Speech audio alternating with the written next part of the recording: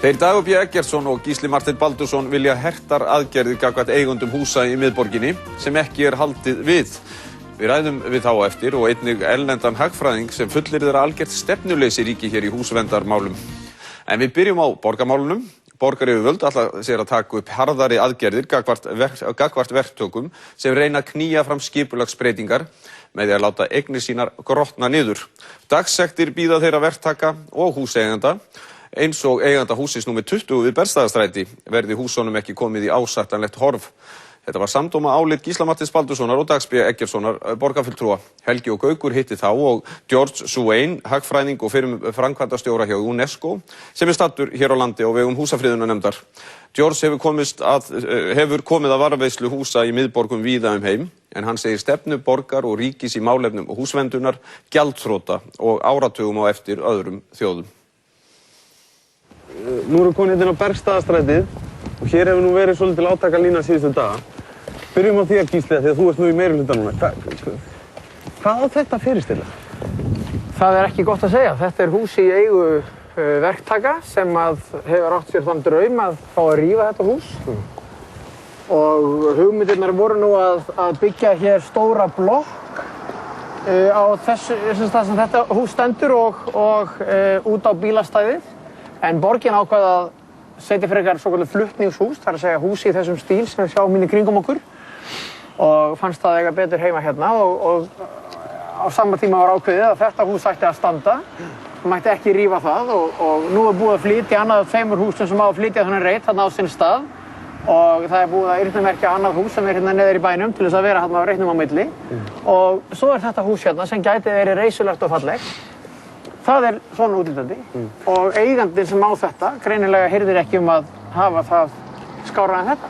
Dagur, þetta ekkert í fyrsta skipti sem þetta gerist hérna á Bergstaðastrætinu. Þetta hús hérna númer 19 sem hérna mót okkur, það var nú, leit nú ekki svona vel út fyrir nokkrum mánuðum síðan og þetta hefur alltaf tekið svolítið langan tíma. Ekki þau vopn sem við getum kallað það svo, sem þið hafið borgaryfirvöld, eru þau nokkuð bara nógu góð til að bregðast við því þegar menn, við köllum það bara réttu nafni, svona slömmlordar fara hér og láta húsin verða svona?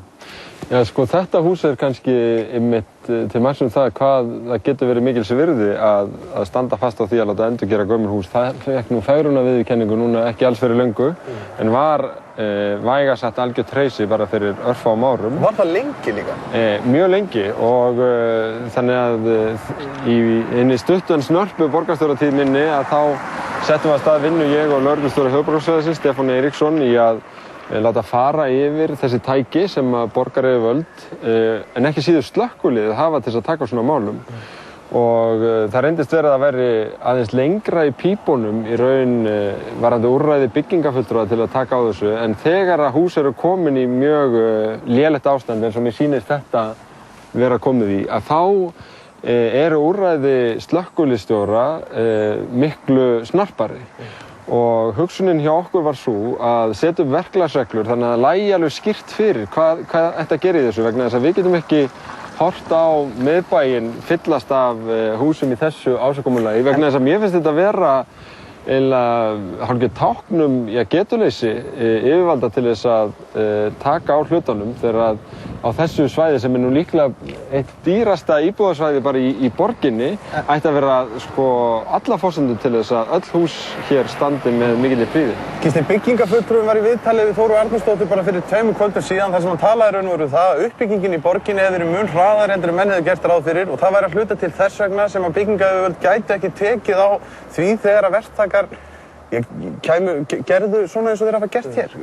Það alveg skiljanlegt það sem að byggingafulltrúar eru að segja og það eru embættismenn sem að eiga að standa í þessu, eiga að sjá til þess að öllum reglum sé fylgt. Og ég veit alveg að borgaryfirvöld vilja fara fram af hófsemi og gæta meðalhófs.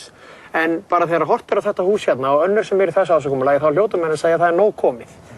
Og ég ræddi við byggingafulltrúa í dag og það alveg ljóst að ef að þessi eigandi hér gerir ekki eitthvað í sínum málum, þá verður hann bara beittur dagsektum.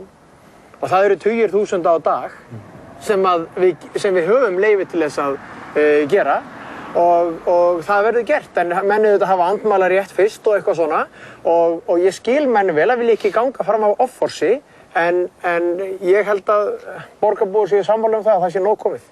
En snýst þetta ekki svolítið mikið það að núna, þetta hefur verið svolítið viðbragð pólitík og það alveg saman hvort það sko Sjálfstæðisflokkur, Samfylking eða hvað þetta allt saman heitir, að það verið að bregðast við einu tilfelli. Það var Laugaveg 4 og 6, það var brugðist við með því, eftir langar umræður og svo komst það ykkur á fjölmiðlaumfjöllum, það var brugðist við því, nú að bregðast við þessu. Hvað með sko miðborgin sem einhvers konar heild, ekki kominn tími til þess að menn setjist niður með þessum verktökum og þessum peningamönnum og húsafriðun á fólkinu og myndi bara, einhvers konar samráðsvettvang til þess að taka á þessu heildstætt. Er það ekki löngu kominn tími til þess? Já, það var gert fyrir 10 árum, út af því kom þróunaráætlun miðborgarinnar sem var greining á vanda miðborgarinnar því að við skulum ekki gleyma því að fyrir 10-20 árum þá var annarkvert hús hér í miðborginni að drabbast niður. Það sem gerðist þá var að menn ákváðu að gefa uppbyggingu svigrúm hérna að auka atvinnuhúsnæði, auka verslunarhúsnæði og síðast en ekki síst íbúðarhúsnæði. Það vakti áhuga fjárfesta og verktaka en það var þetta unnið í nánu samráði en líka íbúa sem kölluðu eftir þessu vegna þess að íbúðir þýða matur og verslanir og svo framvegis. Í stuttu máli þá leiddi þetta til þess að þetta svæði var mikið eftirsóttar en áður og ef við göngum niður Njálsgötu eða Grettisgötu þá nánast þetta bara á hverju ári sjá hvernig svona fegurðin breiðir úr sér. Það sem við erum að horfa á hér og nokkrum öðrum stöðum í bænum hins vegar einstök dæmi þar sem að annarkvæmt hafa staðið deilur milli borgaryfirvalda og viðkomandi eigendum hvað eigi að gera eða húsin eru eiginlega beinlínis að bíða eftir því að vera rifin. Eru ekki ákveðnir verktakar einfaldlega bara að spila á borgina og í raun og veru notandi þetta sem svona nokkurs konar hótun í garð borgarinnar að ef þið farið ekki að okkar vilja leyfið okkur að byggja hér 5 hæða blokk þá verður þetta bara svona? Ef svo þá að það gjörsamlega óþolandi og ólíðandi. Ég ætla ekki að kveða upp úr með það. Það er auðvitað eðlilegt líka að verktakar sem að kaupa sér hús og koma síðan með teikningar til borgaryfirvalda og segja megum við gera þetta. Þetta tekur allt saman tíma og á meðan eiga þeir að halda húsunum í svona sæmilegu horfi. Það er til dæmis ekki boðlegt þessu hlerar í gluggum að framanverðu. Gott og vel að það séð aftanverðu ef menn vilja ekki vera eyða of miklum peningum í hús sem síðan á að rífa. Þetta eru skiljanleg sjónarmið hjá verktökunum og langflestir verktakar standa sig vel, byggja fallega upp og ganga vel frá í kringum sig. Og ég held að þessi verktaki hér hafi gert það annar staðar. En menn eru svona sjá einhverja von og hérna vildu menn byggja stóra blokk sem hefði gefið mikinn arð að gera. Svo segir borgaryfirvöld nei, en þá verða menn líka bara að trúa því nei. I think that the city has a very important role, the state has a very important role in what everybody starts to call now public-private partnership. You cannot list a house and tell the owner of the house, we have listed your house, you can't destroy it, you can't change anything without asking for our permission, and you won't make more money than this. To the contrary, you are going to lose compared to the one next to you who can build a 5-story house. There should be a means of compensation. Compensation doesn't need to be financial. Compensation can be by trading rights. You can give construction rights elsewhere. You can reduce taxes. You can remove inheritance dues and things like this. There are so many different ways that there is always a good solution. And let me tell you, we've tested it. We've tried it in Spain, in Lebanon, in Romania. Wherever we test this approach, after 2 or 3 years, people are happy because they are really making money out of what they have. Instead of losing money protecting something, they end by disliking because it's costing them too much. The Icelandic policy, when was that the main policy in heritage around the world? Oh, 50s and 60s, I would say. 60s, basically. 60s, when they started building the high-rise things, until the mid-70s. And after this, the trend changed again, because they discovered that they were putting too much efforts and money in destroying the city, but not in rebuilding it. So we are ways behind? You are behind, you are behind. There is one thing where you have a fantastic opportunity here, I think. Iceland is very well reputed for the protection of environment, for the beauty of its nature, the pristine landscapes, etc., etc. This tallies very, very well with soft industries. I think that this place, if you want to keep it a mixed place, shouldn't go only for tourism, but you should inject in it some facilities for software industries, clean industries, high-tech things like that. I mean, it can be a fantastic booster for the economy because it appeals to the eye. You have a catchment here that works very well. Produce in Iceland would mean something. the one at the corner here that is so well kept, you can't compare it to a French concrete monument or stone monument. You can't compare it to 1930 architecture, you can't compare it to a Roman amphitheater.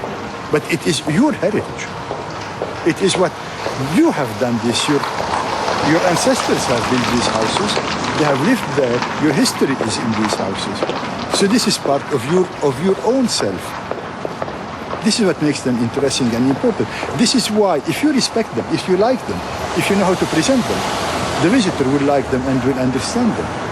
If you don't take care of them, no visitor will be interested in them. You are here in a neighborhood. It's the historical center of Reykjavik. It's really the heart of the old Reykjavik. So it doesn't make any sense by keeping one house and another and another and another. What you have to do really is to go for the whole lot and say, okay, all this area is protected area. And then you will be helping the population, making a lot of money out of this protection.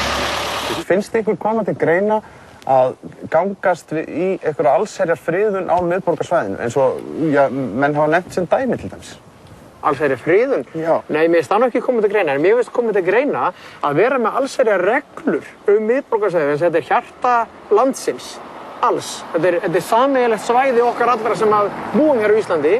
Og við getum alveg haft reglur hér eins og í mörgum öðrum borgum þar sem að bæði gagnvart okkur borgaryfirvöldum menn vanda vel til verka, hvort sem það gangstéttar eða ljósastaurar eða hvað eina, en það sé þá líka skylda á þeim sem að eiga hús hérna að þeir verði að sinna þeim á ákveðin hátt og það sé hægt að gera ríkari kröfur hér á þessu svæði heldur en annars staðar. Mér finnst friðun koma til greinin ekki heildarfriðun endilega. Samfylkingin lagði til síðasta sumar í borgarstjórninni að það yrði farið í heildstæða húsverndaráætlun fyrir miðborgin og raunar önnur hverfi líka, þannig að við myndum leyfa okkur að endurmeta sjónarmiðin að þessu leyti. Henni var vel tekið af öllum, hún var raunar samþykkt og við settum það starfi farveg núna áramótin þegar við vorum í okkar meirihluta og ég bind mikla vonir við það að ekki bara borgaryfirvöld, þetta allir sem þurfa að koma að þessari umræðu, geri það en leið þá má það ekki þýða að við séum að skjóta undan okkur ákvörðunum sem að nánast hafa legið fyrir lengi eða þarf að fara að innleysa vegna þess að þannig óvissa skapar suma þeim vandamálum sem við því miður horfum upp á hérna í miðbænum. Gísli, finnst þér þetta sem að Dagur er að tala um, finnst þér þetta koma til greina að þessi húsverndaráætlun sérstök að heldur að hún komi til með að laga eins og þetta ástand og komi vekk fyrir að þetta gerist? En það sem ég kannski tek helst undir með degi er það að tækin sem borgaryfirvöld hafi séu algjörlega skýr. Þau eru það ekki í dag? Ekki nógu skýr og við tökum of langan tíma í alls konar ferla finnst mér. Við ætlum að gera deiliskipulag við Laugaveginum, við gerum það, svo óánægð með það, þá stofnum við rýnihóp og svo annan rýnihóp til þess að meta niðurstöðu rýnihópsins og svo stýrihóp utan allt saman.